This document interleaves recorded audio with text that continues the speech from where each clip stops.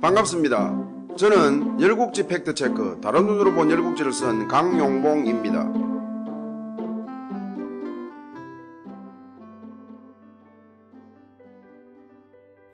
이번 회차에서는 열국지 팩트체크 다른 눈으로 본 열국지 제4장 초장황 중 막간의 호랭에 대하여 살펴보겠습니다.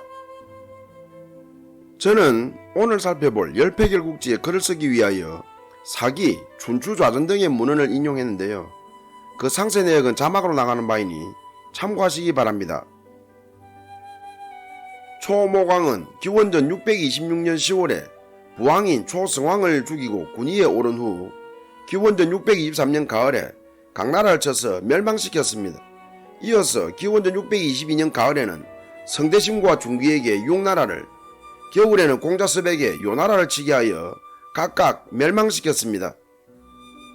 초모광은 6나라가 초나라를 배반하고 동의와 가까워지려는 것에 대하여 대로하기도 했지만 자신을 아버지를 죽이고 군위에 오른 패득한 자로 여기는 초나라 백성들의 인식도 쇄신하고 자신을 강력한 군주로 각인시키려는 의도에서 주변 국가들을 침공한 것이었습니다.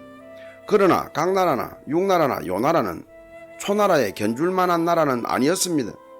이 세 나라는 초모광의 힘자랑에 희생양이 된 거였죠. 사실 초나라가 기원전 623년 가을에 강나라를 멸망시켰지만 그 전인 기원전 624년 가을에도 강나라를 친 바 있었습니다. 그러나 이때에는 진나라가 대부 선복이 이끄는 진군을 보내어 초나라를 치는 한편 겨울에는 주왕실에 이를 보고하여 양처보의 진군과 왕군이 초나라를 쳐서 강나라를 구원하였습니다. 그러나 진나라는 결국 강나라의 멸망을 막지는 못하였습니다.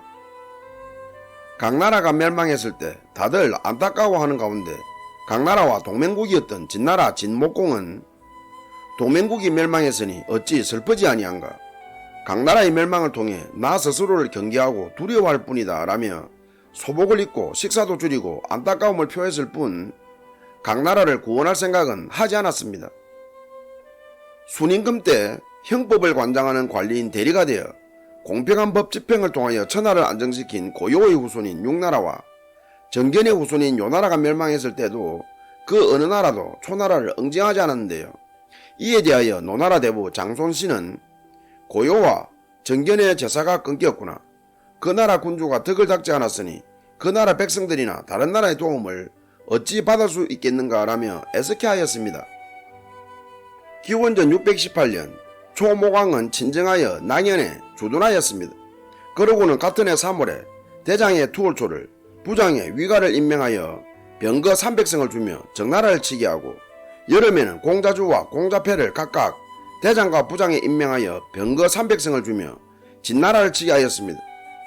진나라가 내정불안으로 중원의 일에 신경쓸 틈이 없는 상황임을 노려 중원으로 진출한 거였죠.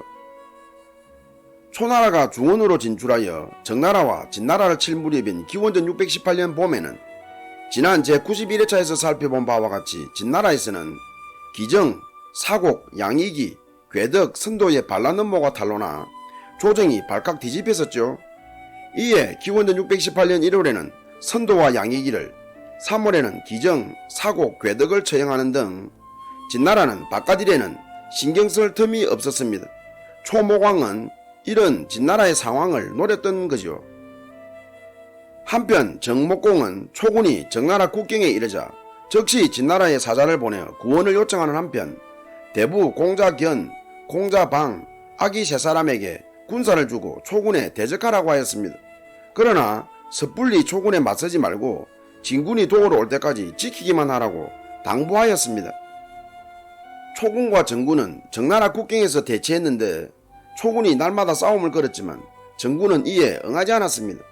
이에 위가는 투월초에게 지금 정나라는 진군이 구원하러 오기만 기다리며 시간을 끌고 있다, 초군이 생각 없이 무작정 공격만 하다가는 정나라의 계책에 빠진다, 계책을 써서 진군이 오기 전에 정나라를 굴복시켜야 한다 라며 엄밀히 계책을 설명하자 투월초는 기뻐하며 위가의 계책에 동의하였습니다. 이에 투월초는 초군에게 군량이 떨어질 지경이다, 그러니 정나라 백성들의 양식을 약탈해서 먹어라 라며 지시하고 날마다 군막 안에서 술을 마시며 풍류를 즐겼습니다. 정군의 존재를 전혀 의식하지 않는다는 점과 초군의 기강이 해이해진 것을 강조하려는 의도였죠. 정군들은 초군을 치게 하려는 유인책이었습니다. 초모광은 투월초의 기이한 행동을 보고받고는 대로하고 친히 가서 초군을 감독하려고 하였습니다. 투월초가 교만하게 정군을 깔보고 군사의 일을 소홀히 한다고 판단한 거였죠. 이에 범산이 나서서 투월초의 행동은 위가의 계책에 의한 것일 것이다.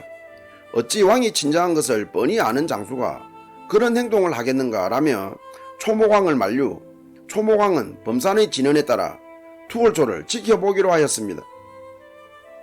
정나라 장수들은 초군이 싸움을 걸지도 않고 백성들 집에 양식을 노락질하며 날마다 주연을 즐긴다는 보고를 받고는 이는 초군 진영에 군량이 바닥나고 초나라 장수들의 전의가 꺾였다는 신호라고 기뻐하며 상의 끝에 야습하기로 합의하였습니다. 단 한 번의 공격으로 그간 초군에게 밀렸던 전세를 만회하리라 작정한 거죠. 그날 밤 정군은 단단히 무장하고 악기와 노래소리가 흥겨운 초군 진영을 들이쳤습니다. 영체한의 악인들은 대경실색 사방으로 달아났고 투월초는 혼이 나간 듯 꼼짝도 못하고 당상 윗자리에 앉아 있었습니다. 공자견이 뛰어올라가 단칼에 투월초의 목을 베려고 했는데 그 순간 투월초는 지프로 만든 인형임을 알고는 깜짝 놀랐습니다. 되레 초군에 쏘은 거였죠. 정군이 허둥지둥 초군 영체를 빠져나왔을 때 영체 뒤에서 투월초가 이끄는 초군이 나타나 정군을 들이치고 영체 정면에서 매복 중이던 위가가 이끄는 초군이 정군의 앞을 가로막으며 돌진하였습니다. 정군은 앞뒤의 협공을 받아 대패하고 견, 방, 악인은 생포되었습니다. 정목공은 정나라 장수 셋 다 생포되고 진나라의 구원군도 오지 않자 공자풍을 초군 영체로 보내어 뇌물을 바친 후 화평을 청하며 초나라를 섬길 것을 맹세하였습니다. 초모광은 투월초에게서 정나라의 항복을 보고받고는 허무태하며 이를 허락하고 견, 방, 악이 세 장수를 정나라로 돌려보냈습니다. 한편 조도는 정나라의 구원 요청을 받았으나 기정등의 반란음모 사건을 수습하느라고 조금 늦게 진, 송, 노, 위, 허 연합군을 이끌고 정나라를 구하러 출발하였습니다. 그러나 도중에 정나라가 이미 항복했고 초군도 회군한 것을 알았습니다. 이때 송나라 대부 하우와 노나라 대부 공자수가 격분하여 초나라에 항복한 정나라를 치자고 했으나 조도는 속히 와서 돕지 못한 것이 잘못이지 정나라에 무슨 죄가 있느냐라며 반대하자 오국 군대는 각기 자기 나라로 돌아갔습니다. 초모광은 초나라로 회군하다가 공자주에게서 공자패가 진나라에 패하여 진군에 사로잡혔다는 보고를 받고는 대로하며 진나라를 치려고 하였습니다. 그때 진나라의 사자가 찾아와 공자패는 이미 초나라로 돌려보냈다며 항서나 다름없는 진공공에 국서를 바치자 초모광은 기뻐하며 진나라의 화평을 허락하였습니다. 초모광은 중원의 나라들이 초나라라 하면 벌벌 떠는 것을 실감하였습니다. 초모광은 1차 중원원정이 성공했다고 자평하고 정, 진, 채나라 제후에게 서신을 보내어 기원전 617년 10월에 송나라 골맥에서 모임을 갖자고 제안하였습니다. 겉으로는 초, 정, 진, 채 네 나라의 친목적 성격이었지만 실은 송나라를 칠 계획이었습니다. 친목적 성격을 띈 것은 송나라나 진나라의 경계심을 완화하려는 의도였지요. 이에 초모광은 기원전 617년 가을에 먼저 초나라 식당에서 정복공과 진공공과 만나 우호를 다진 후 겨울에는 골맥에서 정, 진, 채, 균나라 제후들을 만나 송나라 칠 일을 의논하였습니다. 이때 균나라 제후는 초모광이 자신을 홀대하자 회중에 골맥을 떠나버렸는데 이 일로 초모광은 기원전 616년 봄에 초군에게 균나라를 치게 하여 성대심은 방제에서 반숭은 양혈에서 균군을 대파하였습니다. 초모광은 이처럼 철저히 보복하였습니다. 송소궁 저군은 초모광이 제후들을 모아 골맥에서 송나라 칠 일을 상의한다고 하자 당황하였습니다. 이에 송나라 대부 화사가 나서서 대국이 위력을 앞세워 소국을 누르려고 하니 어찌 힘없는 소국이 버틸 수 있겠는가. 전화로 백성들에게 피해가 미치기 전에 먼저 초왕을 영접해야 한다라고 지근하였습니다. 송소공은 기원전 620년 4월에 송승공이 죽은 후 즉위하여 3년째 제위 중이었습니다. 송소공은 내키지는 않았지만 화의사의 말이 옳다고 판단하고 골맥으로 달려갔습니다. 그러고는 초모광을 섬길 것을 맹세하고 사냥할 일체 기구를 바치며 맹제해서 사냥하기를 청하자 초모광은 크게 기뻐하였습니다. 초모광의 사냥 행렬이 맹제에 당도했는데 전대는 진공공이, 우지는 송소공이, 좌지는 정목공이, 후대는 최장공이 맡았습니다. 초모광의 행렬은 주왕실의 왕 이상이었고 초모광은 사방의 제후국 군사들의 호의 속에 마치 천자라도 된 듯 어서댔습니다. 사냥 중에 초모광은 자기 뒤를 따르는 제후들을 마치 자기 신하처럼 부리며 기뻐하였습니다. 그러다가 부싯돌이 없어 사냥에 차질을 빚자 초모광은 언짢아하였습니다. 이에 초나라 사마 신무에는 사냥 준비를 송나라가 맡았으므로 부싯돌을 챙기지 못한 것은 송나라의 잘못이라며 송소공 대신 그 의자에게 곤장 300대를 쳤습니다. 송소공은 분하고 심한 모욕감을 느꼈으나 초나라의 위세에 꾹 참았습니다. 초모광은 초나라의 위세를 내세워 제소공과 노문공을 초나라로 불러 절절매게 하는 등 중원을 제패한 패주로 자처했으나 진나라만은 마음대로 못하였습니다. 그 후에 초모광은 기원전 614년에 사망하였습니다.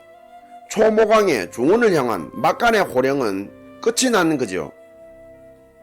기원전 628년에 진문공이 사망한 후 그나마 중원의 패자 노릇을 하던 진양공과 진목공이 기원전 621년에 함께 사망한 후 진영공은 너무 어리고 진나라는 내부 혼란으로 힘을 쓰지 못할 때 초모광은 그 권력의 진공 상태와 시점을 잘 노리고 중원을 호령했던 거였죠. 초모광이 죽은 시기와 관련하여 동질국지 제49회에서는 초모광은 주경왕 6년 및 진영공 8년에 죽었다고 묘사하고 있는데 좌전 노문공 14년조에는 주경왕은 기원전 613년에 죽었다고 기록하고 있고 연표 기원전 613년 진난에는 진영공 8년은 기원전 613년이라고 기록하고 있어서 제49회의 묘사로 본다면 초모광은 기원전 613년에 죽은 셈입니다. 그러나 초세가에서는 초모광 12년 즉 기원전 614년에 초모광이 죽었다고 기록하고 있고 연표 기원전 613년 초난에서는 기원전 613년은 초모광의 아들 초장왕 원년이라고 기록하고 있습니다.